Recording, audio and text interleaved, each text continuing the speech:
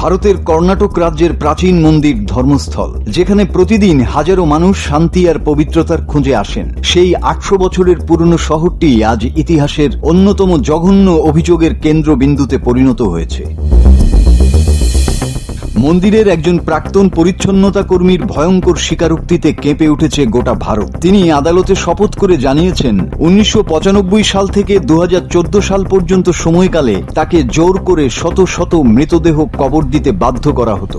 নারী, কিশোরী, এমন শিশুর মৃতদেহ, যাদের মধ্যে অনেকেই ছিলেন ধর্ষণের শিকার। 48 বছর জয় শ্রীরাম। বন্ধুরা দেখতে পাচ্ছেন বাংলাদেশের মিডিয়া প্রচার করছে, সনাতন ধর্মকে অপমান করছে এবং সনাতন ধর্মের মন্দিরকেও পর্যন্ত অপমান করছে।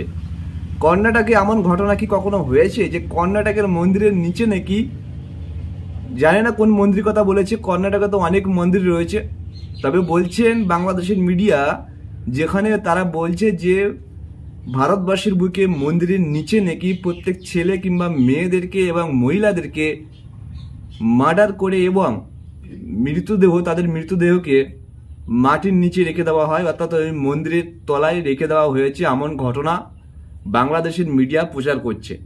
তো এটা কতটুকু সত্য? আমি তো একজন ইন্ডিয়ার ছেলে, আমি তো এই বিষয়ে কিছু জানি না। তো বাংলাদেশের মিডিয়া কতটা ফেক নিউজ করতে পারে সেই ভিডিওটা তোমাদেরকে একটু শেয়ার করলাম।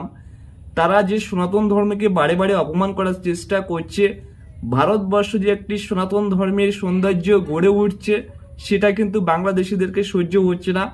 তো তারা কিন্তু এভাবে বাংলাদেশিরা মানুষকে ভুল বুঝাচ্ছে, বাংলাদেশিদেরকে ভুল বুঝাচ্ছে এই সমস্ত ফেক নিউজগুলি করে। তারা এবার বলুন এই সকল বাংলাদেশিদেরকে কি বলা দরকার?